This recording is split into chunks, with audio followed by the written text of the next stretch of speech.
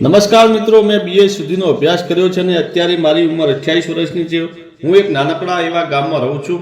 મારા ઘરમાં મારા માતા પિતા અને હું એમ 3 જણા છીએ। અમારી થોડી ખેતી છે જે મારા પિતાજી સંભાળે છે। મારા ઘરની આર્થિક સ્થિતિ વધારે સારી નથી, ત્યાંથી ગામમાં જ એક કરિયાણાની દુકાનમાં હું નોકરી કરતો હતો।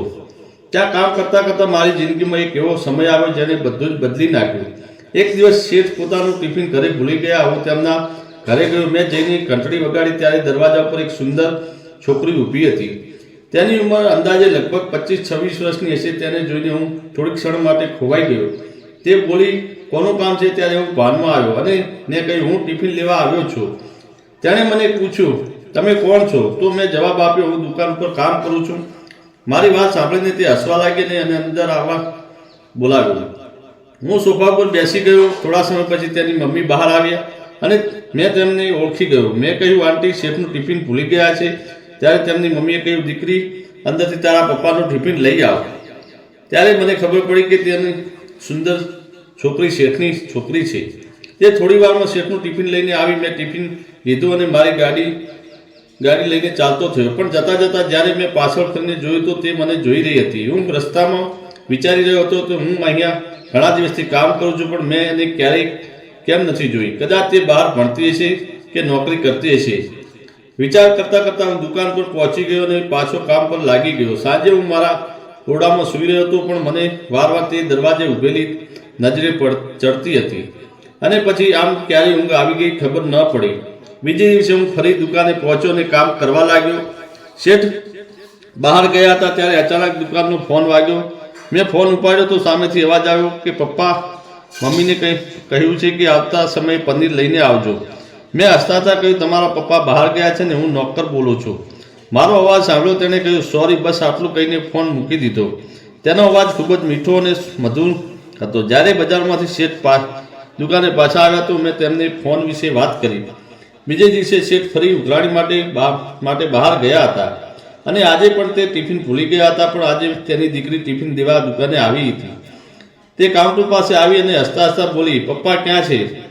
મેં તેને કહ્યું, પપ્પા બહાર ગયા છે। પછી તે અંદર આવી અને ખુરશી પર બેસી ગઈ। હું આવતા ગ્રાહકોને સામાન આપતો હતો અને તે મને જોઈ રહી હતી। તેણે પૂછ્યું, તમે કેટલું ભણેલા છો? મેં કહ્યું, મેં BA પૂરું કર્યું। ત્યારે તેણે થોડું આશ્ચર્ય થયું અને તેણે કહ્યું, BA કર્યા પછી પણ તમે દુકાનમાં નોકરી કરો છો? મેં હસતા હસતા જવાબ આપ્યો, ઘરની પરિસ્થિતિને કારણે આગળ અભ્યાસ ન કરી શક્યો અને મારે નોકરી કરવી પડી એમ છે। તેને પૂછ્યું, મેં તમને પહેલાં ક્યારેય કેમ નથી જોઈ? શું તમે બહાર રહેતા હતા? ત્યારે તે બોલી, હા, હું મારા અભ્યાસ માટે બહાર રહેતી હતી। હવે અભ્યાસ પૂરો કરીને હું પાછી આવી ગઈ છું અને એક સારી નોકરી શોધી રહી છું। અને અમે બંને વાતો કરી રહ્યા હતા ત્યાં તેના પિતાજી અંદર આવ્યા। તેણે પિતાજી સાથે વાત કરી અને ટિફિન આપીને મારી પાસે જોઈને હસતા હસતા ચાલી ગઈ। આ જ રીતે થોડા દિવસ પસાર થઈ ગયા। એક દિવસ શેઠે કોઈ કામ માટે શહેરમાં ગયા હતા અને ત્યારે ત્યાં તેમનો એક્સિડન્ટ થઈ ગયો અને હું તરત જ દુકાન બંધ કરીને શહેરમાં પહોંચી ગયો। ડૉક્ટરે કહ્યું કે તેમના પગ ઉપર ઓપરેશન કરવું જરૂરી છે। પછી તેમના પગની સર્જરી શરૂ થઈ ગઈ અને મેં પણ ફોન કરીને તેમના ઘરે જણાવી દીધું। મારી વાત સાંભળીને તે બંને ખૂબ જ ગભરાઈ ગયા અને ડરવા લાગ્યા। પછી હું થોડા દિવસ શેઠની પાસે શહેરમાં રોકાઈને હોસ્પિટલમાં તેની સેવા કરતો રહ્યો। 7-8 દિવસ હોસ્પિટલમાં રહ્યા પછી અમે ઘરે આવતા રહ્યા અને પછી હું એકલો જ દુકાન ચલાવતો રહ્યો। એક દિવસ સવારે લગભગ 9 વાગે શેઠની છોકરી દુકાન ઉપર આવી। મેં તેને પૂછ્યું, તમે અહીંયા કેમ આવ્યા છો? તમારે તમારા પપ્પા સાથે રહેવું જોઈએ। તો તેણે હસતા હસતા કહ્યું, મમ્મી તેની પાસે છે અને પપ્પાને પણ મને કહ્યું છે કે થોડો સમય દુકાન પર જઈને તેને મદદ કર। તેની સાથે કામ કરવું અને વાતો કરવી અને ખૂબ ગમતી હતી। સમય કેવી રીતે પસાર થઈ જાય તેની ખબર જ ન પડતી। હવે તે રોજ દુકાન ઉપર આવવા લાગી અને અમારી વચ્ચે એક ઊંડો સંબંધ બનવા લાગ્યો હતો। તે મને ખૂબ જ ગમવા લાગી હતી, પરંતુ હું ગરીબ ઘરનો અને તે અમીર ઘરની છોકરી હતી। બપોરે દુકાન અને 1 કલાક માટે બંધ રહેતી ત્યારે અમે શટર અડધું નીચું કરીને ત્યાં ભોજન કરતા। આજે અમે ભોજન કરી રહ્યા હતા। હું તેને જોઈ રહ્યો હતો અને તે શરમાઈ રહી હતી। થોડી વાર પછી તે બોલી, તમે અમારા માટે કેટલું બધું કામ કરો છો।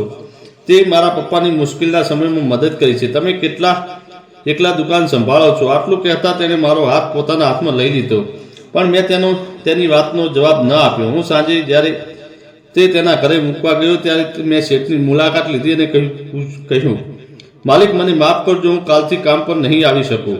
તેણે મારી સામે આશ્ચર્યથી જોયું અને કહ્યું, શું થયું? મેં કહ્યું કે તમારી દીકરી સાથે રોજ દુકાન ઉપર રહીને અમારા બંને વચ્ચે પ્રેમ થઈ ગયો છે. હું તમને છેતરવા નથી માંગતો, ત્યાંથી તમે કોઈ બીજાને રાખી લો. આટલું કહીને હું સીધો ઘરે આવી ગયો. આમ 1 અઠવાડિયું વીતી ગયું. હું ઘરે જતો, કોઈ પણ કામ ન મળતું હતું લાગતું હતું. મારી આંખોની સામે વાર તેનો ચહેરો આવતો હતો. ત્યારે અચાનક મારા ઘરની સામે એક કાર આવીને ઊભી રહી ગઈ. મેં બારીમાંથી જોયું તો તે શેઠની ગાડી હતી. શેઠ ગાડીમાંથી ઉતર્યા, તેની સાથે તેમની દીકરી અને તેમની પત્ની પણ હતી. મેં દરવાજો ખોલ્યો અને તેમને બેસવાનું કહ્યું, પછી પાણી આપ્યું. મારા માતા પિતા પણ ઘરે જ હતા. મેં જાતે ચા બનાવી અને ત્રણેયની ચા. ત્યારે શેઠે કહ્યું, તે જ્યારથી દુકાન ઉપર આવવાનું બંધ કર્યું છે ત્યારથી મારી દીકરીએ ખાવાનું અને પીવાનું બંધ કરી દીધું છે. તે અમારી સાથે પણ વાત નથી કરતી, હંમેશા ઉદાસ રહે છે. મારા જીવનમાં મેં તારા જેવો ઈમાનદાર માણસ ક્યારેય નથી જોયો. જ્યારે મારી ઉપર સંકટ આવ્યું ત્યારે તું શહેર સુધી આવ્યો, મારી મદદ કરી, દિવસ રાત મારી સાથે રહ્યો અને પછી તે દુકાન પણ સંભાળી. મને ક્યારેય પણ તારા કારણે કોઈ તકલીફ નથી થઈ. તું ખૂબ જ સાચો અને સારો માણસ છે. મારી દીકરીનું જીવન બરબાદ ન થાય એ માટે તે નોકરી પણ છોડી દીધી. કહેતા તેમની આંખોમાં ભીની થઈ ગઈ અને મારી આંખો પણ ભીની થઈ ગઈ. તેમણે મને પૂછ્યું, શું તને પણ મારી દીકરી ગમે છે? મેં આમાં માથું હલાવ્યું. ત્યારે માલિકે તેમની દીકરીનો હાથ પોતાના હાથમાં લીધો અને મારો પકડીને બંનેનો હાથ જોડાવી દીધો. તે મારી તરફ જોઈ રહ્યા હતા. પછી તેમની આંખોમાં પણ આંસુ વહેતા હતા. શેઠ બોલ્યા, આજથી મારી દીકરી તારી છે. અને બંને માતા પિતા ચરણોમાં વંદન કરવા માટે ઝૂકી પડ્યા. એટલે અમને આશીર્વાદ આપ્યા અને માથા પર હાથ ફેરવ્યો. થોડા દિવસમાં અમારા લગ્ન ધામધૂમથી થયા. બંને પરિવારો ખુશ હતા. મારા માતા પિતા પણ ખૂબ પ્રસન્ન થયા હતા.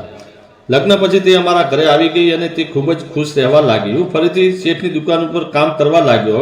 હવે હું ખુશીથી જીવન જીવી રહ્યો છું. મિત્રો, સબસ્ક્રાઈબ કરવાનું ભૂલશો નહીં. ધન્યવાદ મિત્રો.